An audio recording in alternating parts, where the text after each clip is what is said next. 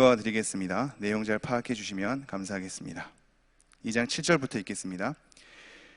그러므로 믿는 너희에게는 보배이나 믿지 아니하는 자에게는 건축자들이 버린 그 돌이 모퉁이의 머릿돌이 되고 또한 부딪히는 돌과 걸려 넘어지게 하는 바위가 되었다 하였느니라. 그들이 말씀을 순종하지 아니함으로 넘어지나니 이는 그들을 이렇게 정하신 것이라.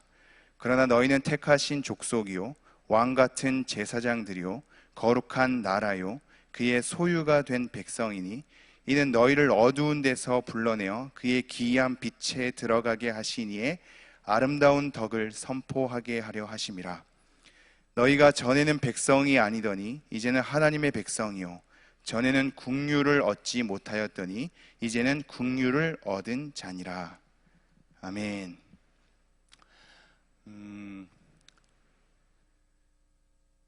많은 말씀을 알아간다는 것이, 그리고 그에 대한 뜻, 의미, 내용들을 파악한다는 것이 때로는 우리에게 벅찰 수 있지요.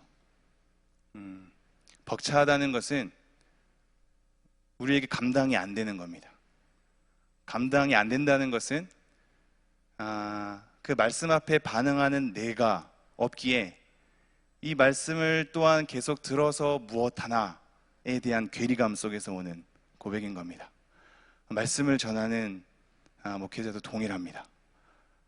말씀 앞에 섰을 때 하나님 앞에서 제대로 반응한 바가 없는 내 삶의 확인이 너무나 잘 되는데, 이렇게 성도님들과 말씀을 또 나눠서 무엇 하는가에 대한 회의가 들기 마련이죠. 이 회의에서 어떻게 해야 할까요? 말씀을 안 전하면 회의가 없어지겠습니까? 어려운 것 같습니다. 차고 넘치는 말씀들과 항상 있는 우리의 그 자리 속에서 늘 새롭게 듣게 되는 그 말씀이 우리 안에서 소화가 안 되거든요. 소화가 안 돼서 말씀이 말씀으로 들려지지 않는 괴리감 속에서 또 하나의 말씀을 듣는 것이 크게 뭐가 다를까에 대한 의구심이 들기 마련입니다. 너무나 어려운 일들이기에 예배에서 서는 것조차가 참 쉽지 않은 것 같습니다. 그럼에도 불구하고 우리가 그 연약함을 안고서 하나님에 대한 긍휼을 구하며 말씀 앞에 다시 한번 서보지요.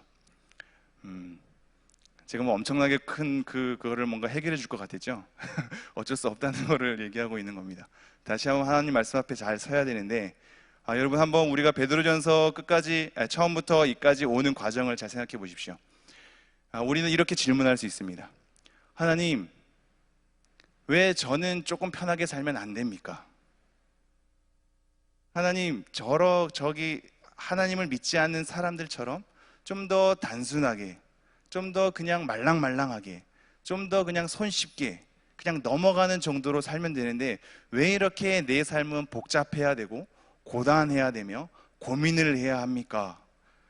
하나님, 나는 왜 이러한 삶을 살아야 합니까? 왜 나는 욕심을 부려서는 안 되고 왜 나는 내려놓아야 하며 하나님 앞에 내 감정을 다시 한번 정돈해야 하고 그 혼동 속에서 나는 괴로움을 안고 가야 합니까? 이 질문을 할 수 있겠습니다. 우리가 베드로전서에서 확인하는 것은 하나님께서 이렇게 말씀하신다는 것이죠. 너네가 나그네이기 때문이다. 너네가 나그네이기 때문이다. 본향이 있고 이 땅의 삶이 다가 아닌, 이 땅의 삶으로서 우리들의 가치를 환산할 수 없는, 이 땅의 결과물들로 우리가 소유한 것으로, 우리가 남들에게 과시할 수 있는 것으로 내가 어느 정도 잘 살고 있는 것이냐, 그렇게 확인하는 존재들이 아니기에 많은 것을 내려놓아야 하며 이 땅의 가치를 쫓지 않아야 하며 하나님의 나라를 바라보면서 그 본향으로 가기까지의 과정이 정직하게 하나님의 말씀에 따라 그렇게 서야 하는 것, 그것은 우리가 나그네이기 때문이다 는 것을 확인을 하고 있습니다. 하나님, 그럼 왜 내가 나그네여야 합니까? 왜 내가 그러한 나그네된 삶을 살아야만 합니까? 대한 질문을 했을 때 하나님께서 또 베드로전서를 통해서 우리에게 확인하고자 하는 건 내가 너를 택했기 때문이다 입니다. 내가 너를 택했기 때문이다. 그냥 마냥 택한 것이 아니라 하나님의 미리 아심을 따라, 성령의 거룩하게 하심을 따라, 예수 그리스도의 핏뿌림을 따라, 이것을 통하여서 내가 너를 택하였다. 이러한 택한 삶이 너로 하여금 나그네된 삶을 걷게 하는 것이다 라고 우리에게 얘기를 하고 있습니다. 택함받은 나그네된 삶, 이 삶이 도대체 무엇이기에? 그 삶은 하나님의 긍휼하심을 따라, 그죠? 우리에게 거듭나게 하셔서 산 소망이 있게 하시고 썩지 아니할 기업을 물려받게 하시는 것, 하나님의 능력으로 보호하심을 입었기에 나중에 예수 그리스도를 다시 한번 맞이하게 될 때 영광과 존귀로 옷 입게 하시는 그런 관계, 내가 이렇게 너희들을 이끌어갈 것이다. 그러므로 이런 믿음에 대한 결국은 영원의 구원이다 라는 것을 계속 우리에게 말을 해주고 있습니다. 그 구원이 도대체 무엇이기에 자꾸 우리에게 이렇게 얘기를 합니까? 라고 질문을 한다면 그 구원에 대하여는 옛날부터 구약의 선지자들부터 그렇게 열심히 연구하고 조사하고 탐구하여서 나중에 미래에 있을 그 세대를 위하여서 남겨놓은 은혜의 흔적들이며 천사들도 그걸 보면서 부러워할 정도의 내용이다 라고 얘기를 하고 있는 겁니다. 이렇게 택함받은 나그네의 삶이 하나님의 일하심을 통하여 우리에게 이렇게 던져지는군요. 이런 깨달음을 통하여 우리에게 계속적으로 언급하는 것은 그렇기 때문에 너네들이 택함받은 나그네된 백성이기 때문에 너네들의 근신하고 마음을 붙잡아서 허리를 동여매라. 마음의 허리를 동여매라. 그리고 하나님의 은혜를 바라라 얘기하고 있습니다. 그러면서 계속 제시하는 게 그겁니다. 내가 거룩하니 너희도 거룩하라. 피차 거짓 없이 마음으로 뜨겁게 서로 사랑하라. 하나님을 아버지라 부른즉 두려움으로 지내라. 이러한 모든 삶을 우리가 권면받기 마땅한 것은 우리의 거듭남은 썩어질 씨로 된 것이 아니라 썩지 아니할 씨, 우리 안에 살아있고 항상 있는 하나님의 말씀으로 된 것이다. 푸른 마르고 꽃은 시드나 하나님의 말씀은 영원토록 있다. 우리가 그 말씀을 따라가야 할 존재들입니다. 여러분, 늘 듣는 말씀 앞에 늘 변화하지 않는 우리 삶 때문에 괴롭고 고단하지만 예배의 자리에서 다시 한번 하나님을 주목해 보죠. 우리 안에는 우리가 거듭나서 하나님의 택하심으로 하나님의 나그네된 백성의 삶을 걷는 것은 우리 안에 항상 있고 살아있는 하나님의 말씀이 있기 때문입니다. 우리의 훌륭하지 않는 삶으로 감히 거부할 수 없는, 하나님을 외변하고 거부하고 하나님의 사람으로서의 정체성을 잃는 순간 그조차 우리에게 사라지지 않는, 우리를 거듭나게 한 항상 있고 살아있는 하나님의 말씀, 그것이 내 안에 심겨져 있기에, 그리고 그것이 나를 붙들어 매고 있기에, 그러기에 나를 나그네된 삶으로 펼쳐놓고 있고, 그럼에도 불구하고 외롭지 않는 것은 하나님의 택하심으로 그 말씀에 따라 이끌고 있기에, 그리고 그냥 너를 내버려 두지 않으며 하나님의 보호하심을 따라, 하나님의 인자하심을 따라 너희들을 붙들고 있기에 너희들은 그러한 삶을 살아야 한다 라고 우리에게 촉구를 하고 있습니다. 그래서 저번 주에 우리가 그러한 삶 때문에 우리에 대한 악독, 시기, 이 비방하는 말, 그죠? 이 모든 것을 버려라. 기만하는 것, 이 모든 것을 버려라. 버리고 신령한 순전한 젖을 사모하라. 하나님과 우리의 관계 가운데 우리가 하나님 안에서 성장할 수 있는 그런 모든 것, 대표적으로 말씀이 되겠거니와 그 말씀을 넘어서서 하나님과의 관계에서 우리를 자라나게 하는 그 모든 것, 그것을 사모하라. 버리고 사모하라 라는 것으로 우리에게 말씀을 확인하게 하였습니다. 오늘 말씀은 그와 이어지는 내용입니다. 우리가 하나님의 제사장으로 서게 되는 것, 내 스스로도 예배자이지만 다른 사람을 예배하게 하는 사람으로 서게 되는 것, 그리고 그러한 삶을 살게 될 때 우리를 부끄럽지 않게 하는 것으로 하나님이 선언할 것, 우리가 이 땅 가운데서는 인정받을 수 없고 이해받을 수 없지만 우리가 마땅히 행할 바를 말씀에 따라서 우리의 삶을 걸어가게 될 때 너네들이 옳았음을 내가 증언할 것이다 라는 말씀으로 우리가 저저번 주에 마지막 확인을 하였습니다. 오늘은 그 다음입니다. 제가 7절 말씀 한번 읽어보죠. 7절. 그러므로 믿는 너희에게는 보배이나 믿지 아니하는 자에게는 건축자들이 버린 그 돌이 모퉁이의 머릿돌이 되고. 자, 믿는 너희와 믿지 아니하는 자 둘을 비교하고 있습니다. 이 비교하고 있는 이유가 있습니다. 제가 6절 말씀을 잠깐 보면 2장 4절 말씀 보겠습니다. 4절. 사람에게는 버림바가 되었으나 하나님께는 택하심을 입은 보배로운 산돌이신 예수께 나아가. 이미 예수님의 정체성도 이 땅 가운데 내려오셔서 살아가는 그 삶도 어찌 보면 또 예수님도 본향이 있고 떠나가야 할 삶이고 이 땅에서 이루어야 될 일이 있는 삶인데, 그러한 예수님의 삶이 사람들에게는 버림바 되었고 하나님께는 택한 바 된 인생인 거거든요. 우리도 대조되고 있죠. 믿는 자와 믿지 아니하는 자가 대조되고 있습니다. 오늘 이 대조점들을 한번 잘 확인해 주십시오. 이것이 우리에게 시사하는 바가 많기 때문입니다. 제가 다시 한번 7절이죠. 그러므로 믿는 너희에게는 보배이나 믿지 아니하는 자에게는 건축자들이 버린 그 돌이 모퉁이의 머릿돌이 되고. 8절까지 한번 읽죠. 또한 부딪히는 돌과 걸려 넘어지게 하는 바위가 되었다 하였느니라. 그들이 말씀을 순종하지 아니함으로 넘어지나니 이는 그들을 이렇게 정하신 것이라. 시편 118편 22절에서 23절 말씀 한번 볼까요? 자막이 아마 준비되었을 텐데요. 함께 읽어보겠습니다. 시작. 건축자가 버린 돌이 집 모퉁이의 머릿돌이 되었나니 이는 여호와께서 행하신 것이요 우리 눈에 기이한 바로다. 여러분 이거 기억해 두십시오. 지금 버린 돌이, 건축자들의 버린 돌이 모퉁이 돌이 되었습니다. 근데 이것이 하나님의 행하신 바라고 얘기를 하고 있습니다. 이거 기억해 두십시오. 하나님이 행하신 바다. 건축자들이 가치 있게 여기지 않아서 버린 돌이 그 집을 온전히 세우는 모퉁이 돌로 사용되는 겁니다. 다시 한번 제가 7절 8절 말씀 한번 읽어볼까요? 베드로전서 2장 7절 8절. 그러므로 믿는 너희에게는 보배이나 믿지 아니하는 자에게는 건축자들이 버린 그 돌이 모퉁이의 머릿돌이 되고 또한 부딪히는 돌과 걸려 넘어지게 하는 바위가 되었다 하였느니라.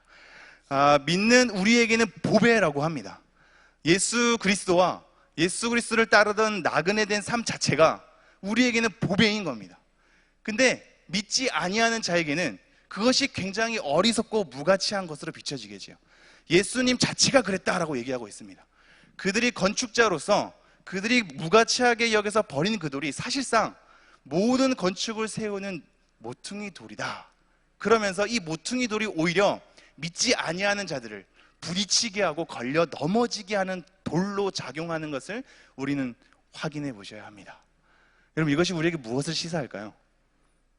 믿는 자에게는 보배인데 믿지 않은 자에게는 아무런 가치가 없는, 그래서 버려버리는.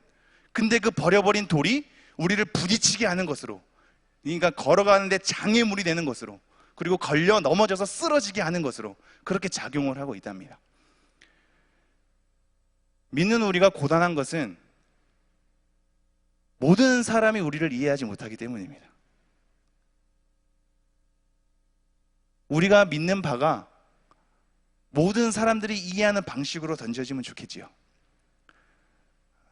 내가 믿고 있는 내용이 아무리 막 설명하고 내 삶으로 고단하게 사는 것으로 너무나 잘 안 되기에 하나님께서 보여주셨으면 좋겠지요. 하나님께서 음성을 들려주시고 하나님께서 만민에게 모습을 드러내셔서 사람들이 인정할 수밖에 없는 상황으로 몰아가셨으면 좋겠지요. 여러분이 믿는 바가 어떤 사람에게는 어리석기 때문에, 어떤 사람에게는 아무 소용없는 것으로 비춰지기 때문에, 우리가 하게 되는 열심과 봉사가 그들에게는 되게 유치한 것으로 비춰지기 때문에 우리 마음속에 혼돈이 있지 않습니까?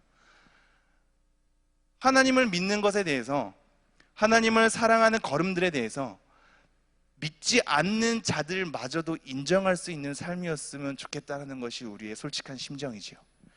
그것이 내가 하나님을 믿게 돼서 좀 더 괜찮은 삶으로 펼쳐져서 하나님 믿으면 저렇게 잘 되는구나 라는 것으로 내가 하나님께 영광을 돌리겠습니다. 하나님 저에게 복 주시면, 저를 번성케 하시면, 저를 형통케 하시면 하나님의 영광을 위해서 그렇게 살아가겠습니다.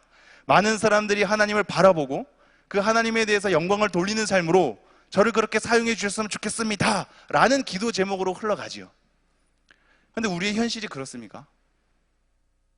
그러한 소망이 어떻게 보면 좋은 것일 수도 있겠지만 우리의 현실은 믿는 자와 믿지 않는 자가 같이 공존하고 있는 현실을 겪어내는 겁니다.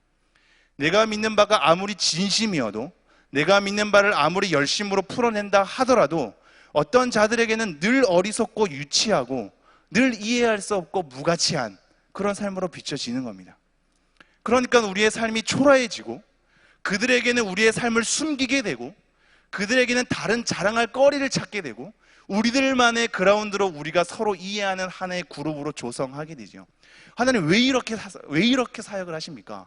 하나님 왜 이렇게 활동을 하십니까? 하나님의 하나님 되시면 그냥 드러내 주십시오. 교회 안에서만 하나님이 아니라 교회 밖에서도 하나님 되심을 드러내 주십시오.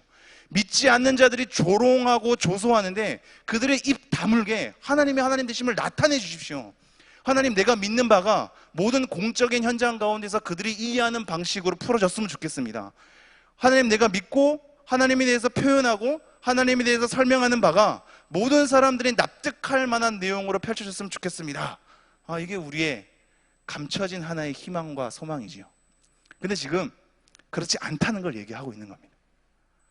믿는 자와 믿지 아니한 자가 공존하는 것이 하나님이 행하신 바라라고 얘기를 하고 있는 겁니다.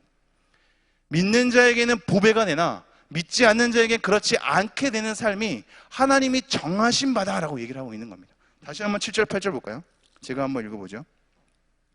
그러므로 믿는 너희에게는 보배이나 믿지 아니하는 자에게는 건축자들이 버린 그 돌이 모퉁이의 머릿돌이 되고 또한 부딪히는 돌과 걸려 넘어지게 하는 바위가 되었다 하였느니라. 그들이 말씀을 순종하지 아니함으로 넘어지나니 이는 그들을 이렇게 정하신 것이라. 뭐라고요? 그들을 이렇게 정하신 것이라. 우리는 모두가 이해할 수 있는 방식이었으면 좋겠고, 우리의 삶이 비신자들마저도 굉장히 매혹적이고 부러워할 삶으로, 그래서 하나님을 믿으면 좋겠다라는 삶으로 내 삶이 모본적으로 그렇게 드러나기를 원하겠죠. 근데 믿는 자와 믿지 않는 자, 그리고 믿지 않는 자들이 하나님에 대해서 무가치하게 여기고 오히려 그것이 그들을 부딪히게 하고 걸려 넘어지게 하는 것, 그렇게 하는 것은 그들이 말씀을 순종하지 않았기 때문인데 이것이 바로 하나님의 정하신 바다라고 얘기를 하고 있습니다. 이 엄청난 선언이 던져지고 있는 겁니다. 하나님이 정하신 바랍니다.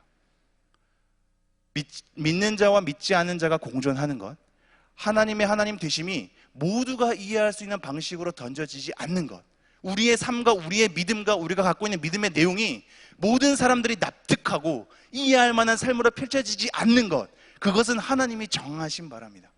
이거를 고린도전서에서는 이렇게 얘기하고 있습니다. 고린도전서 말씀 조금 살펴보죠. 아마 자막이 준비가 안 돼서요. 여러분이 말씀 있으신 분들은 좀 살펴봐야 할 텐데요. 고린도전서 1장, 제가 18절 말씀 한번 읽어드리겠습니다. 18절 19절입니다. 고린도전서 1장 18절 19절 제가 한번 읽어드리겠습니다. 십자가의 도가 멸망하는 자들에게는 미련한 것이요 구원을 받는 우리에게는 하나님의 능력이라. 기록된 바 내가 지혜 있는 자들의 지혜를 멸하고 총명한 자들의 총명을 폐하리라 하였으니. 제가 다시 한번 읽지요. 내용을 한번 잘 들어보십시오. 십자가의 도가 멸망하는 자들에게는 미련한 것이요 구원을 받은 우리에게는 하나님의 능력이라. 기록된 바 내가 지혜 있는 자들의 지혜를 멸하고 총명한 자들의 총명을 폐하리라 하였으니. 자, 어떤 사람들에게는 그게 미련한 겁니다. 우리에게는 구원을 주시는 하나님의 능력이 되는 거죠. 왜 이런 삶으로 펼쳐졌냐면 하나님께서 지혜 있는 자들의 지혜와 총명 있는 자들의 그 총명을 다 폐해버렸기 때문입니다. 다 폐했답니다. 도저히 믿고 싶어도 믿을 수 없는, 믿지 아니한 자가 우리 삶에 늘 공존할 수밖에 없는 삶으로 하나님께서 그렇게 만들으셨답니다. 이 말씀이 어디로부터 인용됐을까요? 우리 이사야 말씀 한번 볼까요? 이사야 29장입니다.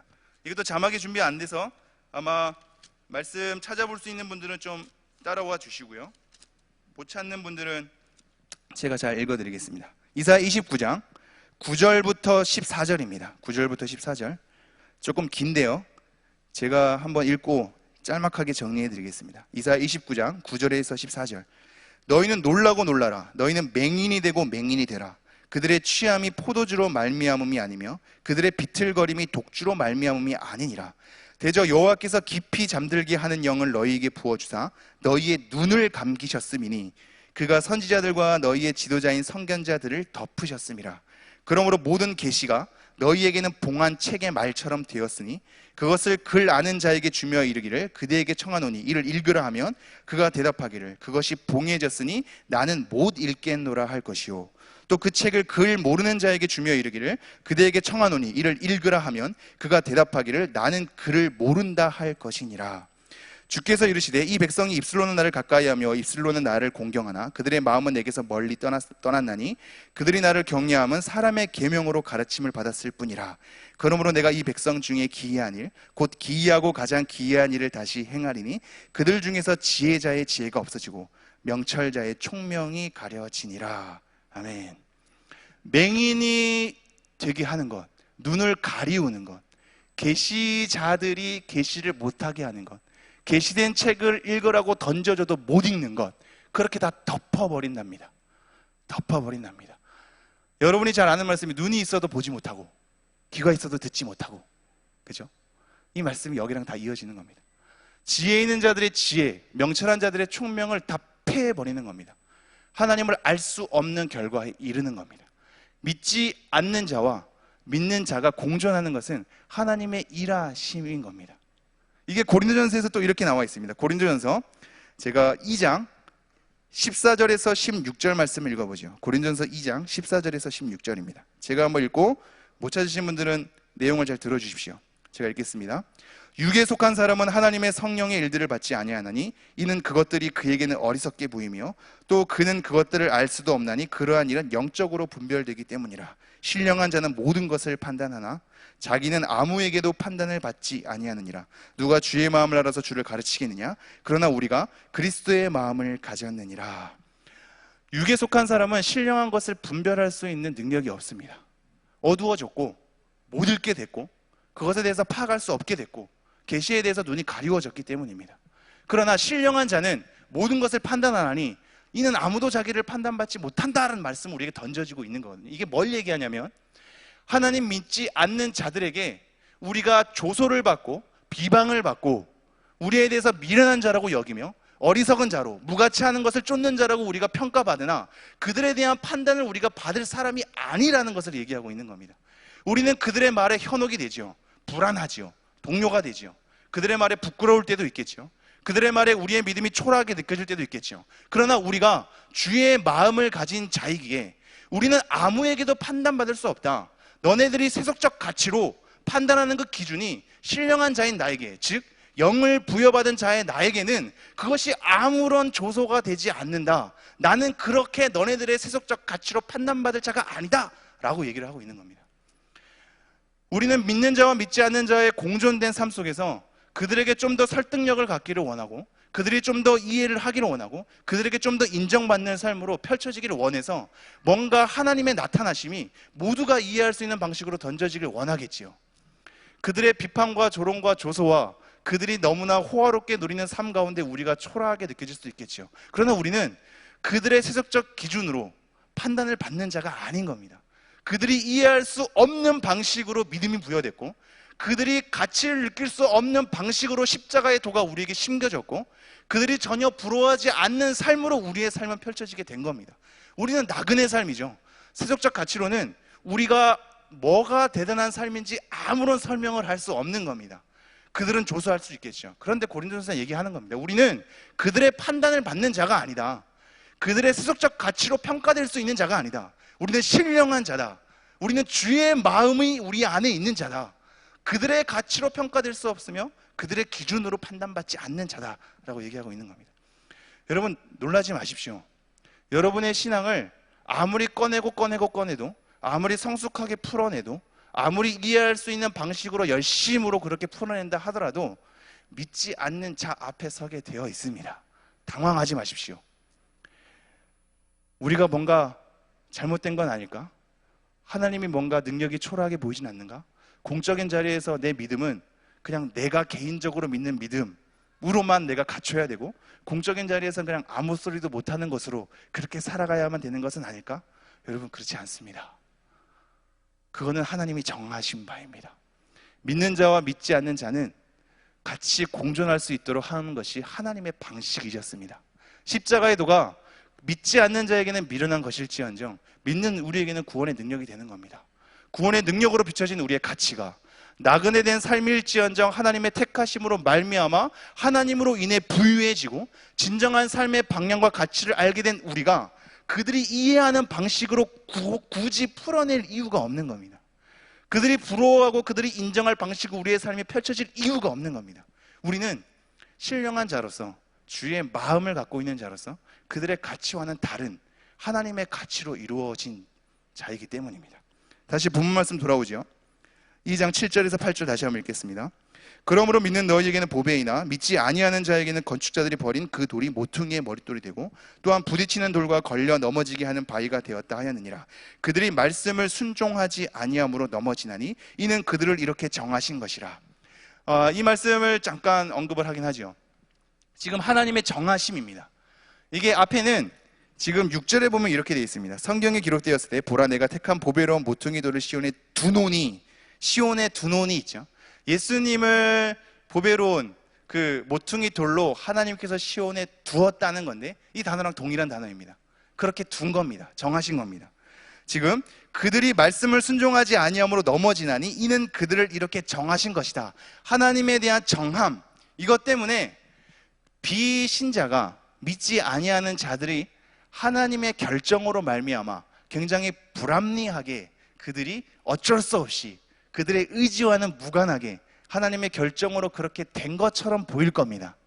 이게 결국 하나님의 뜻, 작정이란 부분과 인간의 자유의지에 대한 부분으로 풀어내야 될 굉장히 심오한 주제이긴 하나 우리는 간단하게 하나만 알고 넘어가죠. 예수님께서 이 땅에 오신 것은 하나님이 보내셨기 때문입니다. 그렇죠.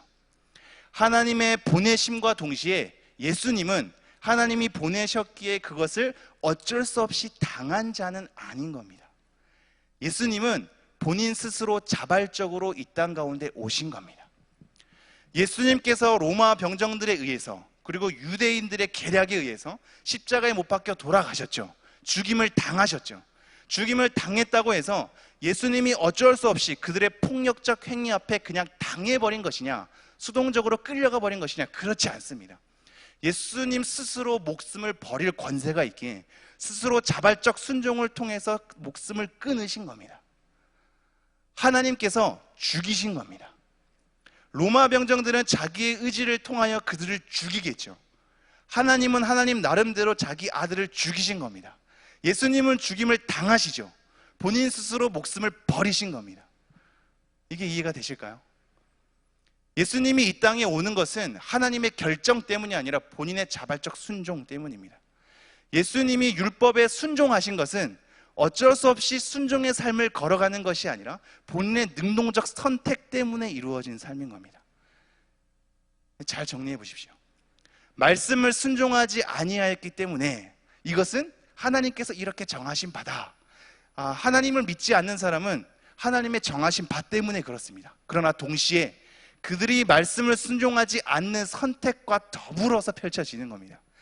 여러분, 하나님의 결정이 우리의 시간적인 삶 가운데 과거와 현재와 미래로 흐르는 이 일직선의 삶 가운데 하나님이 이전부터 결정한 바가 이때쯤에 우리에게 이루어지는 것으로 생각하는 것은 여러분이 잘못 생각하는 겁니다. 그렇게 생각하면 생각할수록 하나님이 결정하신 거에 우리의 의지 없이 어쩔 수 없이 그렇게 돼버리는구나 라는 것으로 자꾸 생각하게 됩니다. 그렇지 않습니다. 여러분, 하나님의 존재가 어떠냐면 시간을 초월하는 영원성 가운데 있습니다.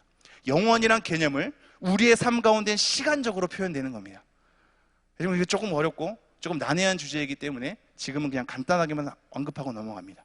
하나님의 정하신 바는 영원성 속에서 정해지고 이 하나님의 정하신 바가 시간적으로 우리에게 풀어지는 겁니다. 즉, 우리의 선택과 의지를 통하여 하나님의 작정은 이루어집니다. 그래서 이것이 하나님의 뜻이었냐, 하나님이 정하신 바였느냐라는 것은 그 삶을 걸어가고 난 다음에 뒤를 돌아볼 때 깨닫게 됩니다. 이 부분에 대해서 나중에 세밀하게 나눌 수 있으면 다시 한번 거론하기로 하죠. 지금 두 가지가 던져졌습니다. 하나님이 정하신 거라서 비신자가 억울하게 그것을 당한 것처럼 보여지지만 그렇지 않다고 얘기하는 것이 그들이 말씀을 순종하지 아니하였다라고 얘기하고 있습니다. 그들이 말씀을 순종하지 아니하는 바가, 즉 비신자가 생긴 바가 하나님의 정하신 바로 또 풀어지고 있다. 이 두 가지가 같이 엮여지고 있는 겁니다. 우리가 하나님께 능동적으로 순종하는 바가 하나님의 정하신 바로 하여금 같이 풀어지는 겁니다. 이해되실까요? 네, 이해 안 되시면 다음에 다시 한번 하기로 하죠. 다시 한번 7절 8절 읽겠습니다. 그러므로 믿는 너희에게는 보배이나 믿지 아니하는 자에게는 건축자들이 버린 그 돌이 모퉁이의 머릿돌이 되고 또한 부딪히는 돌과 걸려 넘어지게 하는 바위가 되었다 하느니라. 그들이 말씀을 순종하지 아니함으로 넘어지나니 이는 그들을 이렇게 정하신 것이라. 제가 9절 10절 읽겠습니다. 그러나 너희는 택하신 족속이요 왕같은 제사장들이요 거룩한 나라요 그의 소유가 된 백성이니 이는 너희를 어두운 데서 불러내어 그의 기이한 빛에 들어가게 하시니에 아름다운 덕을 선포하게 하려 하심이라. 너희가 전에는 백성이 아니더니 이제는 하나님의 백성이요 전에는 긍휼을 얻지 못하였더니 이제는 긍휼을 얻은 자니라. 하고 번성을 하는 것은 그거를 넘어서는 의미가 있습니다. 우리의 혈통, 내 자녀들, 내 족속에 대한 번성을 넘어서는 겁니다. 나의 가문과 내 혈통 속에서는 그것이 끊어질지언정 이 혈통이 하나님의 혈통으로 이어지는 겁니다. 즉 하나님의 믿는 자가 더 번성케 되는 게 진짜 생육하고 번성하라는 것에 대한 진정한 의미인 겁니다. 나의 가문에서 끊어지고 내 혈통에서 끊어지고 내 때의 자녀가 생산되지 못하는 그 너무나 힘겨운 고난 가운데 있을지라도 내가 우리의 가문과 혈통으로서 하나님께 기쁨을 얻지 않는 것은 하나님의 사람들이 늘 생기게 되고 이 교회를 통하여서 하나님의 족속들이 우리 눈앞에 있기 때문에 내가 그것을 보면서 하나님의 족속이 이렇게 생육하고 번성하게 되는구나를 확인하는 겁니다. 지금 이 거주의 경계를 넘어서는 걸 여러분 확인하십시오. 우리가 대한민국이기 때문에 대한민국으로서의 가치, 이 한국으로서의 정체성, 그래서 타 나라와의 어떤 경쟁 속에 우리나라를 수호해야 하는 무언가의 그 책임감을 많이 부여받지만 여러분 우리는 그것을 넘어서는 자입니다. 하나님의 택한 족속이라는 것은 그것을 얘기합니다. 흩어진 나그네가 너네들이 지금 굉장히 외롭고 조촐해 보이지만 너네가 바로 내가 택한 그 족속이다. 나의 말씀에 따라서 무리가 지어지고 말씀에 따라서 혈통이 이어가고 말씀에 따라서 번성해지는 너네가 바로 내 족속이다 라는 겁니다. 우리가 족속입니다. 너희는 내 택한 족속이다 라고 얘기하는 겁니다. 그리고 너네는 하나님 앞에 예배함으로 나올 수 있는 왕으로서의 제사장직을 수행하고 있는 자다 라고 얘기를 하고 있는 겁니다. 그리고 너네가 바로 거룩한 나라다 라고 얘기하고 있습니다. 이게 사실 엄청난 선언들입니다. 우리는 하나님의 나라에 대한 개념을 여러분이 자주 묵상을 하는지 모르겠는데 하나님의 나라가 뭔가 눈에 가시적으로 보이는 그 영토 속에 뭔가 설립되는 것으로 이렇게 자꾸 착각할 때가 있습니다. 그래서 하나님의 나라가 확장, 뭔가 세워지고 건설되는 것으로 우리가 표현을 많이 하죠. 여기서 지금 뭐라고 얘기하냐면 너네가 바로 하나님의 나라다라고 얘기하고 있는 겁니다. 지금 택한 족속인 너네가 하나님의 나라다. 이거 엄청난 선언입니다, 여러분. 우리가 그냥 나라랍니다. 하나님의 거하시고 다스리시는, 통치하시는 우리가 나라랍니다. 뭔가 영토로, 뭔가 거주로, 뭔가 보이는 거고 건설되고 설립되는 것으로 하나님께서 그렇게 보여주시는 것이 아니라 우리가 나라랍니다. 너네가 바로 거룩한 나라다. 그러기에 천국이 여기 있다 저기 있다 하지 말라. 천국은 이미 내 마음속에 있다라고 하는 이유가 여기 있는 겁니다. 우리가 하나님의 나라입니다. 누가 우리한테 뭐라고 할 수 있겠습니까? 우리가 주의 마음을 가진 자인데 누가 우리를 판단할 수 있겠습니까? 나조차도 나의 힘겨운 삶 가운데 내가 하나님의 사람 같지 않을지라도 나를 함부로 평가할 수 없는 것은 내 안에 항상 있고 살아있는 하나님의 말씀이 있기 때문입니다. 그것이 우리를 붙들고 가는 겁니다. 우리의 정체성은 왕같은 제사장으로, 거룩한 나라로, 하나님의 소유된 백성으로 그렇게 우리에게 펼쳐지고 있습니다. 하나님의 소유인 겁니다. 아무도 건드릴 수 없는, 아무도 함부로 그것을 끊을 수 없는, 우리가 주인으로 모시는 그분의 유일한 소유로서 백성된 삶을 살아가는 것이 바로 우리인 겁니다. 이러한 우리에게 어떠한 삶을 살아야 할지를 던져주고 있습니다. 제가 다시 한번 읽죠. 9장 중반입니다. 이는 너희를 어두운 데서 불러내어 그의 기이한 빛에 들어가게 하시니에 아름다운 덕을 선포하게 하려 하심이라. 너희를 어두운 데서 불러내어, 이게 어두운 곳으로부터 불러내어라는 뜻인데 교회란 의미가 사실 이겁니다. 밖으로 불러낸 부르심을 받은 자들의 모임이 교회인 거거든요. 어둠에서 불러내요. 하나님의 기이한 빛으로, 신비한 신령한 그 빛으로 들어가서 하나님의 아름다운 덕을 선포하고 선언하는 겁니다. 아름다운 덕이 이사야서 43장 21절에서는 비슷한 단어로 찬송이란 단어로 나와 있습니다. 내가 이스라엘 백성을 나를 위하여 지었나니 나를 찬송하게 하려 함이라 라는 때의 찬송입니다. 여러분, 우리가 하나님의 정체성으로 부여받은 삶이 왜 그러한 삶으로 펼쳐지냐면 하나님의 아름다운 덕을 선언하는 것, 하나님을 찬송하는 것으로 펼쳐져 있습니다.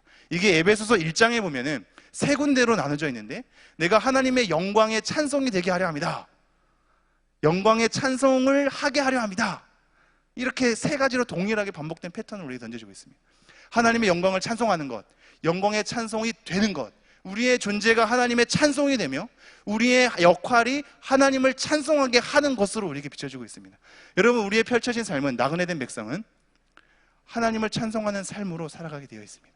여러분의 정체성, 우리의 정체성, 왕같은 제사장, 거룩한 나라, 소유된 백성, 그리고 택한 족속, 이 모든 우리의 삶은 하나님을 찬미하게 하는 삶으로 펼쳐지는 겁니다. 그들이 믿지 않는다 할지라도, 굳이 그들이 다 이해하지 못해도 상관없는, 굳이 그들이 다 납득하지 못해도 상관없는, 굳이 그들의 평가와 판단을 받지 않아도 되는 하나님의 정하심 가운데 우리는 우리에게 부여받은 바 그 길을 걸어가는 것, 이것이 우리에게 펼쳐진 삶이라고 얘기를 하고 있는 겁니다. 그러면서 우리에게 염도하고 있죠. 너희들은 예전에는 하나님의 백성이 아니었는데 이젠 하나님의 백성이다. 너네가 예전에는 긍휼을 입지 않은 자였는데 이젠 하나님의 긍휼을 입은 자다. 스스로 포기하거나 낮추지 마라. 우리의 정체성은 하나님이 우리에게 부여하신 바대로 우리를 끌고 가게 되어 있다라고 얘기하고 있습니다.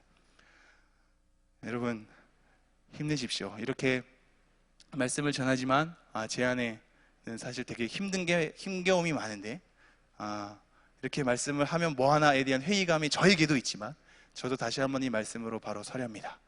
내가 내 자신을 평가하는 것보다 하나님의 평가가 우선되기 때문입니다. 믿지 않는 자가 하는 조롱보다 하나님께서 우리에게 부여받은 바, 그 정체성이 우리에게 더 중요하기 때문입니다. 기도하겠습니다.